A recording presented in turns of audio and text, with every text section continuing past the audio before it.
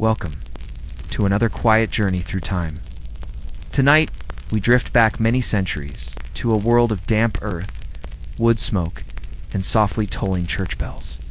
A world where life moved slowly, bound to the rhythm of the seasons, the rise and fall of daylight, and the toll of obligation.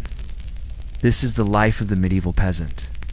Not the knights or kings of legend, but the quiet millions who worked the soil, tended animals, and prayed for enough to see another spring. As you settle into rest, imagine the air growing colder. The scent of rain on straw, the distant echo of a rooster calling across the fields. Here, there is no rush. Only the steady rhythm of work, hunger, faith, and rest repeating like the turning of a wheel. Let us begin with the first scene, the daily life of those who lived beneath the castle walls. Life, defined not by great battles, but by endurance, patience, and the simple beauty of surviving another day. Take a slow breath.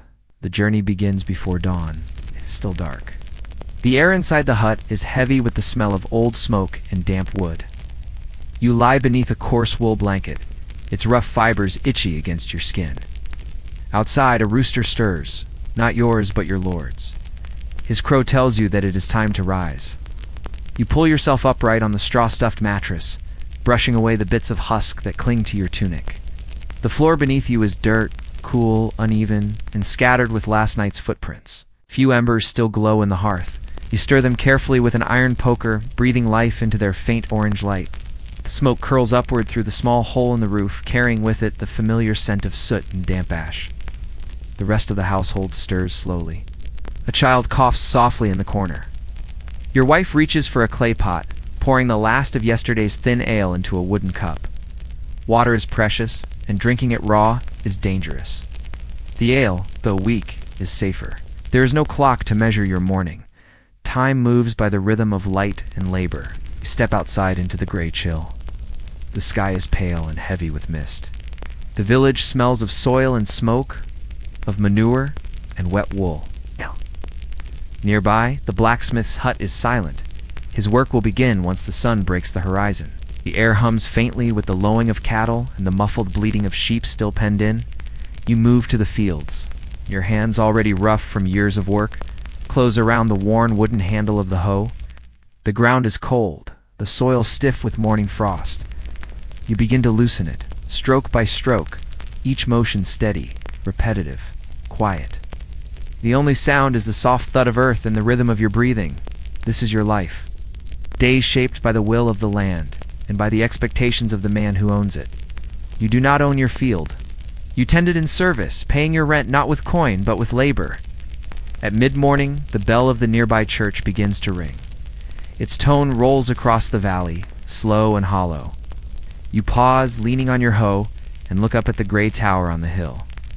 It marks both time and hope, though both belong to someone else. Round you, the other villagers work in silence. A woman gathers sticks for the fire, her skirt heavy with dew. A boy carries water from the stream, careful not to spill. Even the smallest hands have work to do. At midday, you rest briefly, dark, dense, torn, and dipped into a small bowl of broth. If you're lucky, there's a sliver of onion or a spoonful of lard to soften the taste. You eat slowly, sitting on the edge of the furrow, watching the distant hills where wildflowers grow untended. By late afternoon, the sun weakens. Your back aches, your fingers burn, and yet there is peace in the pattern. You know every sound. The creak of your cart, the distant bark of a dog, the way crows call when the day ends. This rhythm is your world, and has been for generations. When the light fades, you return to your hut. Inside, the air is warm now, scented with smoke and stewing vegetables. A small candle flickers on the table, made of tallow, its flame soft and uncertain. You eat, you pray, you talk quietly of tomorrow's weather. Outside, night settles over the village. A few distant voices fade into the dark. The fields are still, and somewhere a wolf howls. Not close, but near enough to remind you of the wild beyond the hedges. You lie down again on the straw bed, the same as every night, same as every life you've known. And as you close your eyes, you listen to the faint crackle of the dying fire. The rhythm of your day is endless, familiar, and oddly comforting. The world outside continues. Wars, kings, plagues. But for you, life is this: the earth. Your breath and the long quiet between one sunrise and the next. The days pass quietly, one folding into another like layers of worn cloth. In the heart of the village, where the stream turns, the creaking wheel of the mill, lives a boy named Thomas, the miller's son. He is not remarkable in any way that history remembers. There are no books with his name, no monuments, no songs, and yet his story is one among countless others, small. It's forgotten threads that once held the great tapestry of the Middle Ages together. Imagine yourself in his place. You are perhaps 12 or 13 years old, though no one knows your exact age. You rise before the sun, not because of duty alone, but because the rhythmic groan of the mill wheel is your morning bell. It never truly stops, even in sleep. You hear it in your dreams, turning and sighing with the endless flow of water. The mill stands apart from the thatched cottages built from heavy timbers, smelling of grain and river moss. Inside it is cool and shadowed, filled with the constant whisper of grinding stone against stone. Dust hangs in the air like fog. Each breath tastes faintly of flour and damp wood. Your father moves slowly through the space, his body bent from years of lifting sacks and tightening ropes. His voice is low, calm, deliberate, a man who speaks only when there's something worth saying. He shows you how to watch the grain fall through the hopper, how to listen to the rhythm of the stones. Too fast, he murmurs, and the flour burns. Too slow, and the bread will be coarse. You nod, though you already know. You've watched him for years. The life of a miller is not quite peasant, not quite free. You belong neither to the fields nor the castle, but somewhere in between. The Lord owns the land, the water, the grain, even the stones. Your family keeps a portion small but steady, and the rest is given as rent. Thomas dreams, sometimes of leaving, is heard stories from passing travelers of markets in distant towns, of cathedrals so tall they pierce the clouds, of oceans wider than belief. But those are dreams meant for others. For now, the stream, the wheel, and the whisper of turning stone are his whole world. As the day wears on, he works beside his father. They haul heavy sacks of grain, pour them into the chute, and wait as the mill sings its soft, grinding song. Outside, the water glimmers in the light, slow and brown, carrying fallen leaves and reflections of clouds. Villagers arrive in quiet procession, women with baskets, men with carts.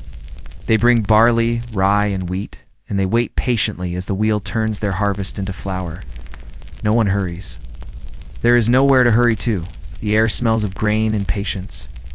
Sometimes Thomas steals a moment by the stream, sits in the shade, listening to the buzz of insects, the murmur of voices, and the slow, endless sound of water over stone. He dips his hands into the current, cool, smooth, clean. Feels like freedom for a moment. One day, a monk arrives from the nearby abbey. He wears a simple robe, and his sandals are thick with dust. He brings grain from the monastery fields, but he also brings something rarer, parchment and ink. Thomas watches, fascinated, as the man records his measures with careful strokes. Letters, symbols, that shape meaning.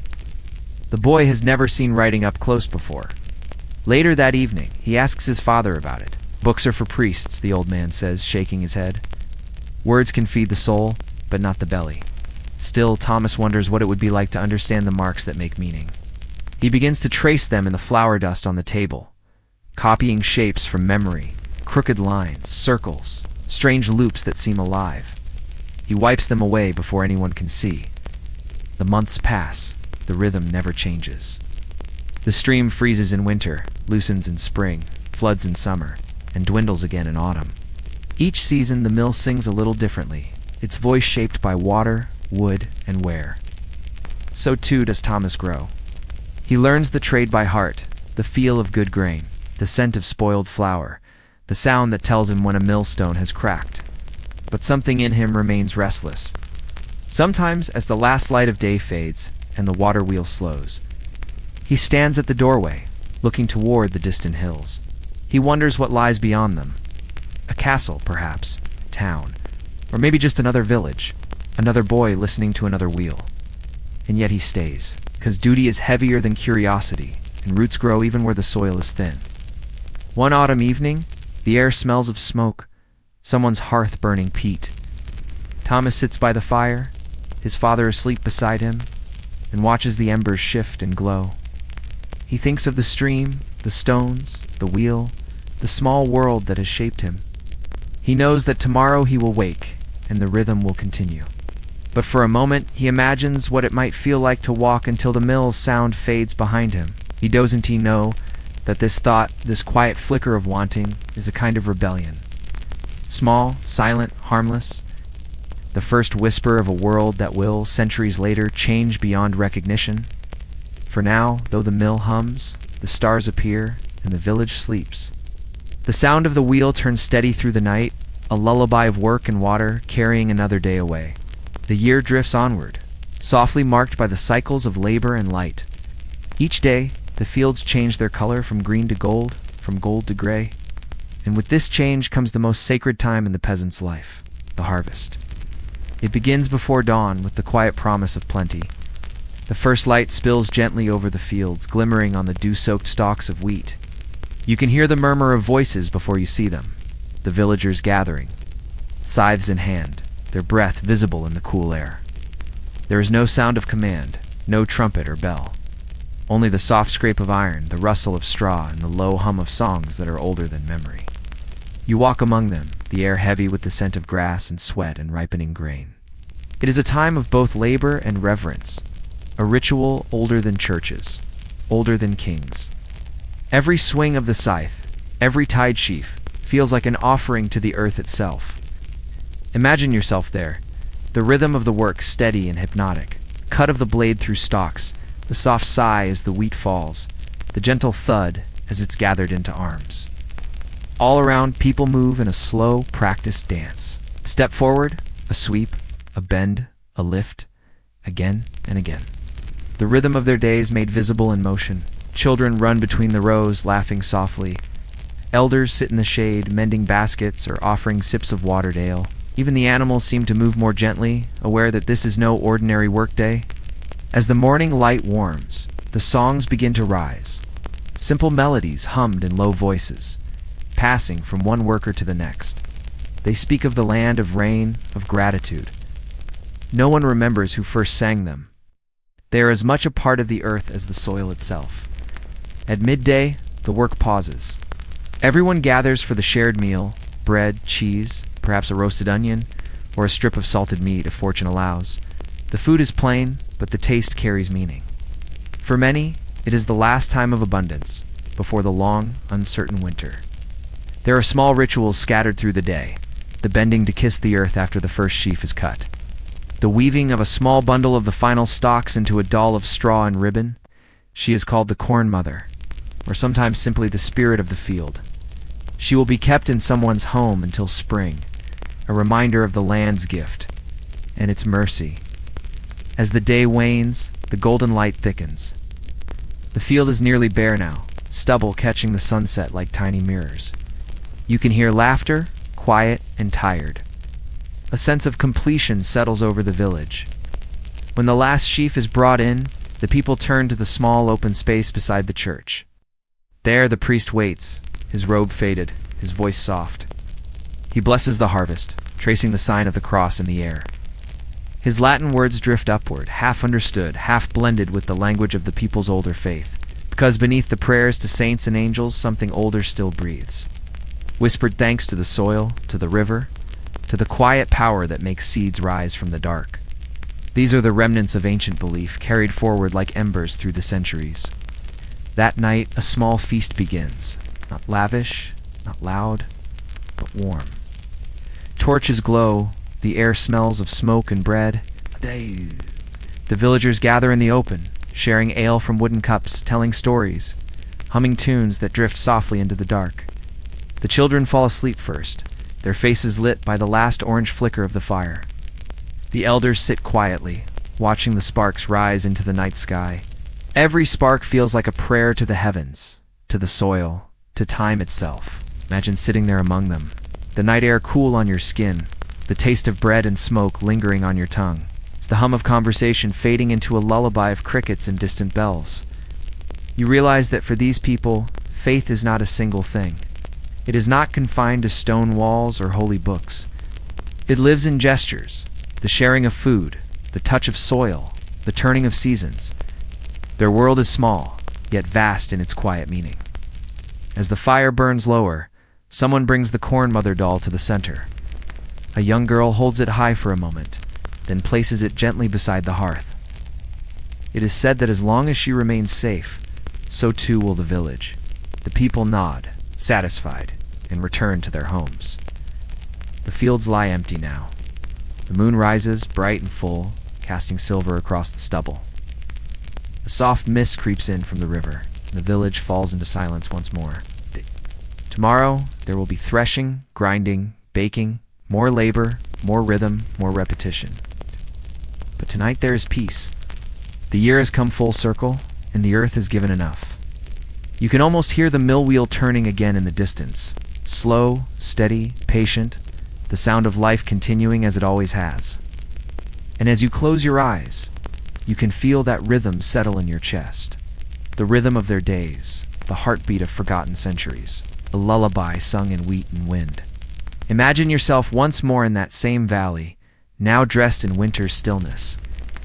The fields lie bare, and the sound of wind replaces the rhythm of sickles and song. Smoke rises from the manor, slow and white, like the sigh of a giant sleeping creature. Inside, warmth flickers behind high windows. Tonight, the Lord holds a banquet. You, a peasant, are here again. Not as a guest, but as a servant. One of many shadows moving quietly between light and laughter. You stand near the edge of the great hall, in the half-dark, where the rushes beneath your feet are damp with spilled ale. From here, you see it all. The hall is vast, timber-bird beams stretched like ribs of a sleeping beast, blackened with soot. Candles drip upon iron sconces, and the air glows with a honeyed haze. The scent is thick. Roasted boar, baked apples, and the sharp sweetness of mead. There is music too soft and repetitive, the plucking of a lute somewhere near the dais. It rises and falls like breathing. You keep your head bowed as the Lord and his guests feast. Their garments shimmer with threads of gold, their sleeves heavy with fur. They speak in slow, indulgent tones, stories of falcons, hunts, and distant wars. Their laughter rolls through the hall, unhurried and deep, like thunder heard far away. You and the others move quietly between tables. You refill goblets, gather bones, scrape crumbs into wooden buckets. You feel the heat of the fire on your face, then the chill of the outer corridor when you pass through it again. It's a rhythm you know well. Serve, step back, observe. Sometimes you glance at the food, a pie filled with venison and herbs, bread soft as cloud. You think of the coarse barley loaf waiting for you at home, the soup of roots and cabbage that will be your meal when this is over. But tonight, hunger feels distant. You're too tired to feel envy. You just watch half asleep, lulled by the hum of voices, the murmur of the fire. On the high table, the Lord sits with his lady. He is large, wrapped in a red cloak, his beard streaked with silver. She, pale and composed, holds a goblet lightly in her hand.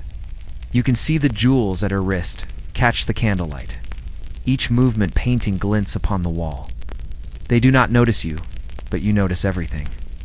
The way the servants bow and murmur, the way the minstrels play softer when the Lord speaks, the way the hounds at his feet stir only when bones are tossed their way.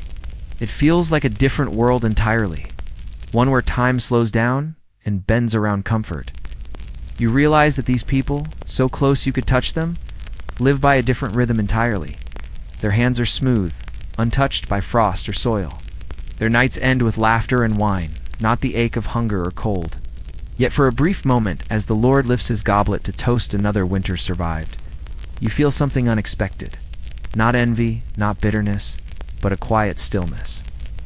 Because even here among abundance there is the same soft rhythm of breathing, the same flicker of candlelight, the same fragile, fleeting warmth that all lives share.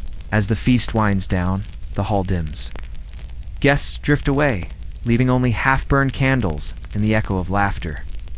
You sweep the rushes, gather the scraps, and watch the fire burn low. The Lord retires, the hounds curl up by the door. Somewhere a harp string breaks softly in the silence. You step outside into the cold night. The air smells of frost and wood smoke. Stars are clear, sharp as flakes of ice scattered across the dark. You walk the path home, your feet finding every rut and frozen puddle by memory. Your body aches, but your mind feels quiet, peaceful in its own small way. Back in your hut, you lie on the straw mat. Your breath rises, slow and even. The sounds of the manor drift faintly, a distant echo of music, then nothing. Just wind against the thatch. And as your eyes close, you imagine. The candles still burning in the great hall, the shadows flickering across the stone walls, the unseen warmth that connects the lord and the laborer, the noble and the forgotten, for beneath the castle walls, above them and within them, the rhythm of life continues, slow, patient, eternal, the same breath shared through time, closing reflection. As the night deepens, the medieval world fades gently away. You have walked its fields, smelled its smoke, heard its quiet songs. You've seen both hunger and plenty, despair and small joy. Now, as the stars turn above you, you drift between centuries, where time softens and history hums like a lullaby. Rest now. Let the sound of the wind in the thatch carry you. Sleep comes, like dawn over the valley, inevitable, gentle, and kind.